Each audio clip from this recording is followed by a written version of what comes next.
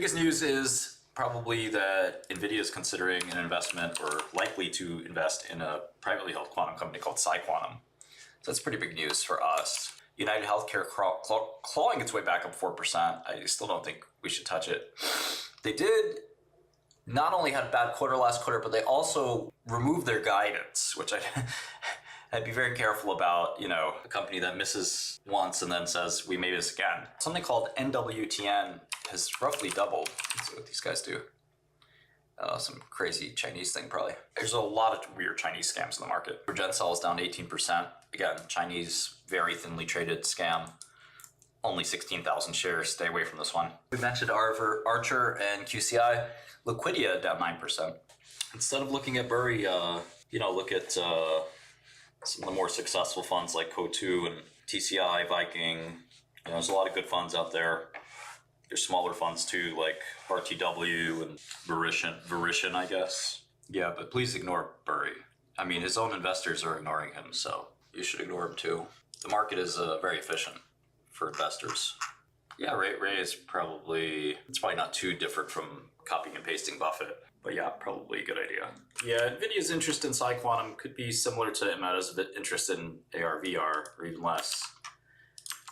It makes sense for them to spread some bets, and we don't know if they're forcing 𝗖𝗵 to buy GPUs, which, you know, is kind of NVIDIA's MO. They'll invest with you if you use the money to buy GPUs, and you get the halo effect of being able to say, oh, NVIDIA invested with us. You know, if they force you to buy GPUs with the money, then it's kind of a silly. Yeah, I got a new computer. I think I mentioned to you guys, my computer broke last night. If you know what I should do on the display, you let me know, okay? Yeah, I think NVIDIA getting curious about quantum is obviously not good for a short position in quantum, but it also increases awareness of the space so that folks will realize, for example, that like, obviously D-Wave is a scam and QUBT is, and then, you know, where exactly are Rigetti and IonQ competitively is another question. So I think it may create actual price discovery in our benefit because people are like, oh, D-Wave's not even a real thing. This is not even quantum. Market manipulation was when the price goes against me. Price discovery was when the things go my way. No, NVIDIA's going to invest in 𝗖𝗵. I don't think the information is reporting that by accident. CoreWeave looks expensive. I first heard about Bitcoin when it was around $100. I thought it was ridiculous. Then I tried it and I started buying it when it was, what was it, 4,000 maybe. I recommended putting 1% of your portfolio in it. I don't think Destiny, I think Destiny would completely fail at like any reasonable task, like having a job or something. I also kind of want to refuse to call him Destiny. Call him Steve. Well, the guy couldn't finish college. He's just ADHD brain. Same thing with Ben Shapiro. I just can't respect dudes like that. But Ben, at least Shapiro wrote a book, right? That's kind of a smart thing to do, right? It's not easy to write a book. He went to Harvard, as some of the smart people do, right? You need some proof along the way that, you know, some kind of credential somewhere. You built a company, did you invent something, did you? I think Ben wrote a few books. I think getting into Harvard's still hard to do, so it's an accomplishment. You know, and vice versa, if you can't even finish college despite trying, there are people out there who just literally cannot sit and go through a curriculum at all. Could not do it if their life depended on it. They have so much ADHD, they just can't do it. It's an accomplishment, you know, it's maybe not the world's biggest accomplishment going to Harvard, but it's an accomplishment. I'm looking at Jazz. It's somewhat of a major drug company. Look what you just wrote, Ryan. Forbes, Tip Ranks, and Motley Fool. Think about that, bro. Tip Ranks and Motley Fool. Nah, we're still short D-Wave. Are you crazy? Yeah, I don't know if that's why there's a rally or not. You know, I wouldn't necessarily even assume that. There's a mix of things. I mean, there are a lot of shorts in this trade. Getting tired of it. There's a lot of funds who have, like, you know, pretty specific mandates to have monthly performance reporting, for example. Certainly the NVIDIA news that NVIDIA is going to invest in 𝗖𝗵. Again, unclear. I can find out, actually, but unclear if they're doing one of these deals, the NVIDIA special. the NVIDIA special where they say, yeah, we want to invest 100 million, but you're going to buy 100 million of GPUs, right? Right? I know you're going to buy 100 million of GPUs with this 100 million we're giving you.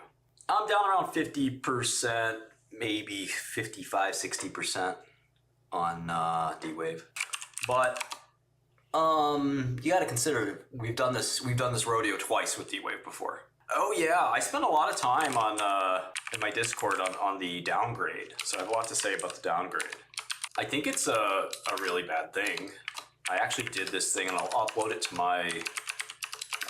GitHub. Let me see if I can find it. I have my old hard drive kind of like wired.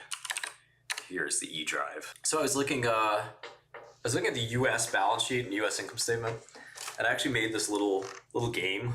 I made this little game where I don't know if you guys would like this, and I doubt this is worth my time. Why do I like quantum? I read about it. This one time. It's the next NVIDIA. Investing is easy. I just read the Motley Fool. I read the message boards. Wall Street Bets. I read all the good stuff. I read the Wall Street Bets. When I'm done with that, I read Yahoo Finance. Well, I do all my research. Then I read Michael Burry's 13F. Has anyone seen a skyrocket? What is a skyrocket? Which part of Quantum Corp, the tape drive company, is skyrocketing? Where is the skyrocket? And what is a skyrocket? Where is this? Can you point to the skyrocket? Seems like this rocket crashed. I think this is what's going to happen to D-Wave and QUBT, because like QUBT is pretty similar to QMCO. I can't believe this thing was $70. Can you believe it? 1 minute candles. Man, it's a tape drive company, man. LAES was good too. LAES is almost $3 good. We might get a second crack at LAES. The baggies want to pay us. They want to give us their money. The question is, can we be patient enough to take it? Or will we panic and become baggies too? That is the question, gentlemen. That is the question. Okay, so anyway, about the downgrade, the debt downgrade, I finally have the file I made. Okay, so take a look at this. This is the 2024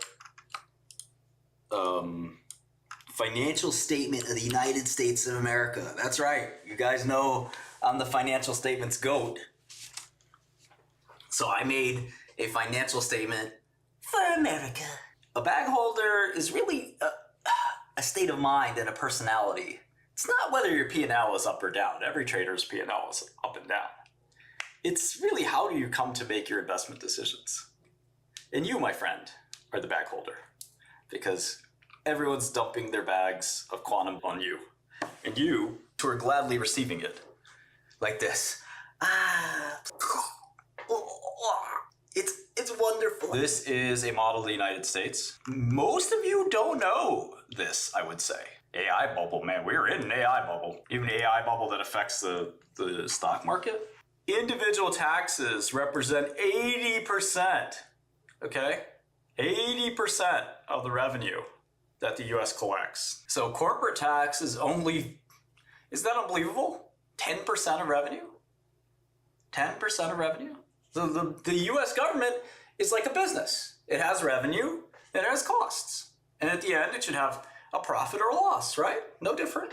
It's no different. So this is 4.978 trillion or 4,978 billion, which is 4.978 trillion, right?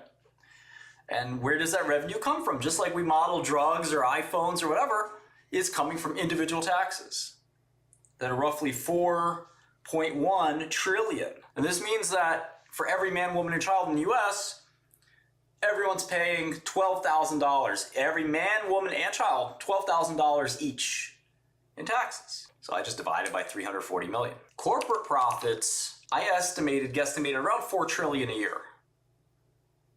So the corporate tax rate's 35%, but it seems like we're collecting around 12%. So we'd actually, if we could enforce even a 15% tax rate, we'd actually be collecting more. The corporations tend to dodge the taxes. But you can't tax the corporations too much because it'll still end up in the individual taxes too. It kind of doesn't matter what level you tax. It's still going to all end up hurting you to make a difference. It's all the same, in my opinion. So here's tariffs and excise and stuff like that. There's no taxes, really not much revenue coming here. And I think this is probably what Trump did, is he looked at this and he said, what about this? You know, he doesn't use Excel, but he probably got it printed out. He said, what about this? Customs, what's that? Sir, that's tariffs. We put the tariffs. I like that. I like that word. Why is it 76? Can't we make it 760? So everyone's looking around like, maybe we can. Well, we can make 760. Make that number bigger. Indian guy, you do some research. You look like you can do the research. Indian's guy, like, I did the research. William McKinley once raised tariff. See? Do the McKinley. Next. And that's how Trump came to the decision to do tariffs. And true story. And so here's so that's basically it. You know, that's the revenue side. Here's the cost side. This is really interesting too. So HHS is Human Health Services. HHS actually has a few subdivisions. CMS, which is Medicare, Medicaid, NIH, FDA, etc. So I think you can cut this cost in half. My buddy Quest says you can cut it 6%, but he's a crazy Canadian liberal. Social Security is 1.5 trillion. DOD, no, so my friend Quest said, how do you raise revenue? I lowered revenue. And I tried to explain to him that that revenue collected follows the Laffer curve. So it's sort of this upside down U. So if you have 0% tax rate, this is dollars collected on the Y scale, right? So if you have a 0% tax rate, you don't collect anything, right? But also, if you have a 100% tax rate, you don't collect anything. Nobody works. There's no point, right? Why would you do hard labor if all of it's going to the government? I'm not working. And so the ideal tax rate is somewhere in here. We don't know where it is, actually. We don't know what the maxima of this is. It could be here at 20%. It could be here at 60%. But make no mistake, as you raise the taxes, people avoid the taxes. So your net dollars collected will start to go down after some point of no return. The question is, what is that point? So when taxes were 40% under Obama, you guys may remember, Allergan became an Irish company. I don't know if you guys remember this. And they tried to take Pfizer with them. Pfizer's a New York company for 150 years. And Pfizer was going to reverse merge into Allergan to stop paying taxes. So when you put taxes up high enough, they say, you know what? I'm a multinational company. I don't have any allegiance to the United States. I have allegiance to my stockholders who pay my bonus. I'm out of here. Give me to Ireland. And then you have Apple, where you can have an Irish company, okay, within another Irish company, and you guys might not know this, but this is called double Irish, and double Dutch, which, used to be a jump rope game when I was a kid. No, at 100, people stop working for taxes. Let me explain very clearly, Mr. Pep, because everybody, people avoid taxes. I don't know if you know this. There's one publicly traded company I followed my whole career really, really, really closely called AMGEN, okay? Some call it ScamGen. When I'm mad at it, it's ScamGen. But AMGEN, great company, American biotech heroes, right? You know how many people work in AMGEN on the tax department? So people may not stop working, but they stop paying. Do you know how many people stop? Do you know how many tax people? I'll show you a bunch of tax stuff in a second. AMGEN has 1,000 people in tax. That is more than they have chemists. These people sit there all day and try to figure out how to not pay taxes. I'm not picking on AMGEN. Every company's this way. The whole finance department, they're sitting there trying to figure out, how do I get the lowest tax rate I can without making it too low? In fact, if they wanted to, they can make the taxes they pay 0. Let me show you something, all right? This is, I don't know, this is more or less the United States of America as far as I know. Basically, this is New York. This is California. This is Texas. This is Florida. That's about it. Okay? That's the map of the United States according to Martin Shkreli. Okay, now here's Europe. This thing is the United Kingdom. Europe. Ireland is here. Switzerland is here somewhere. Netherlands is here. And this is Russia. Okay, so that's basically the way I see things, all right? I set up a Swiss company. And here, let me show you how tax transfer pricing works, okay? Let's say, you know what, you're a smart aleck, you're a liberal. You say, I'm gonna raise taxes, US corporate taxes will be 85%. It's gonna be awesome. Okay, well, cool. Here's how it works before. This was under the 35% tax plan, okay? My drug company says $1 billion of drugs in the US. That's my revenue. But here's the thing. I'm gonna make the drug in my Swiss company. And so I wanna show you my Swiss, this is 2025. Okay, so my Swiss, by the way, my Swiss tax rate is close to 0%.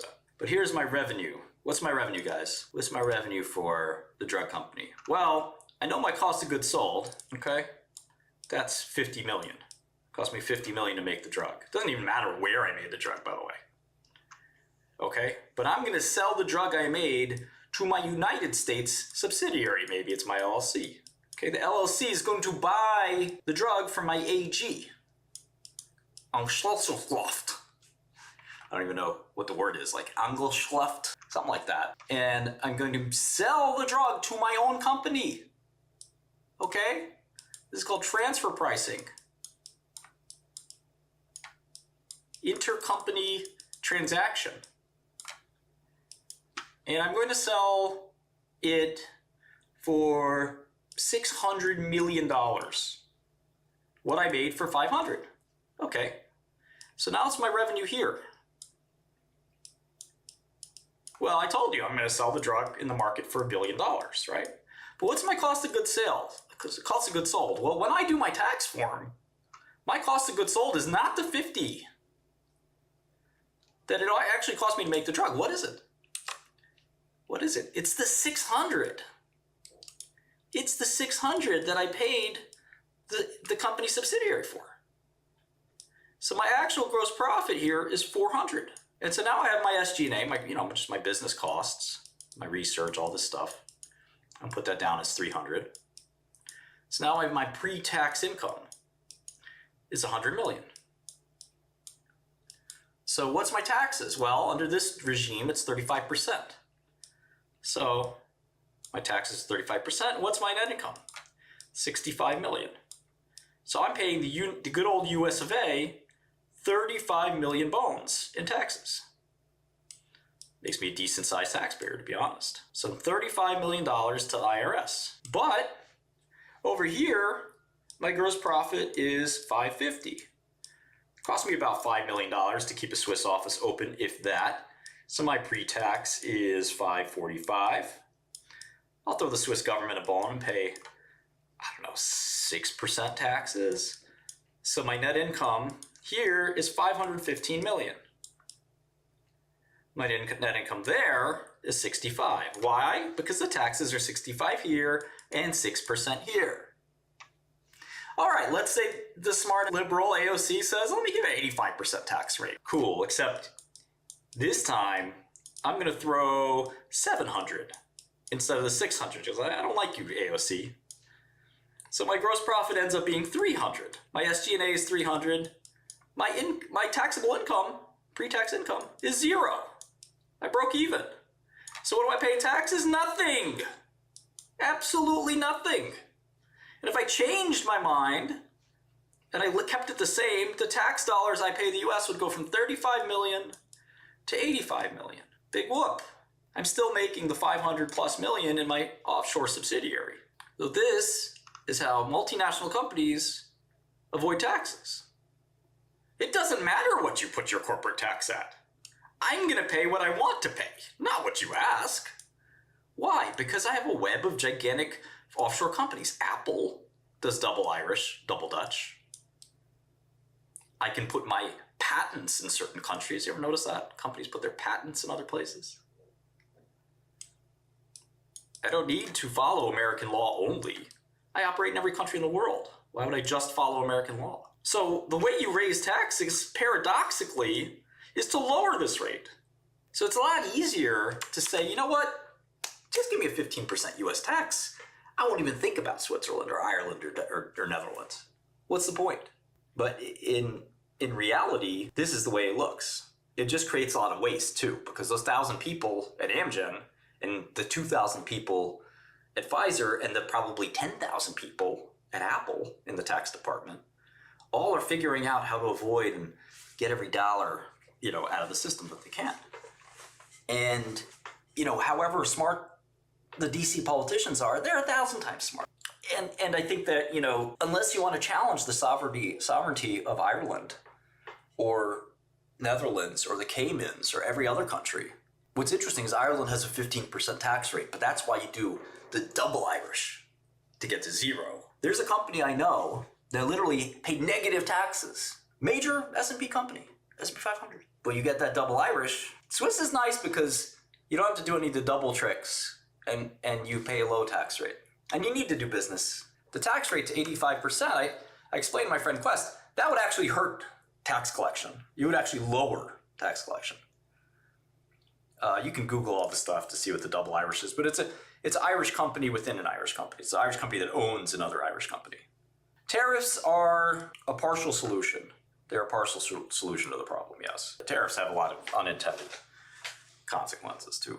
And there's so many more tricks. Like I said, you can have something called a patent box, and there's all kinds of things that you could do to avoid taxes. I mean, it's not hard when you have 1,000 people. But I think that the systems that are in place to avoid taxes are just, staggering. And the pressure the US will put on Ireland or other countries to stop it from happening, well, they can't tell a country how much taxes to have, they're going to have. Yeah, when they did the repatriation, there's a lot of ways to repatriate, but Trump just allowed repatriation without penalties. Yeah, there's all kinds of taxes you could do. The problem is every tax you add on corporations, it ultimately, to me, this is fungible. So whether you tax the corporate level or the individual level, it's all, at the end of the day, it's all going to the same pocket. So there's not much you can do to raise taxes. That's why I disagreed with Quest. I don't think it'd be easy to add. He added a wealth tax, like a billionaire tax, but I don't think you could raise $1 trillion from billionaires every year. It doesn't make any sense. They'd run out of money. You'd wipe out most of the Forbes list in 1 year, and you'd wipe out the top of the Forbes list in 1 year, and then the entire Forbes list the next year, and then you have no billionaires left. And pretty soon you're in communist Russia.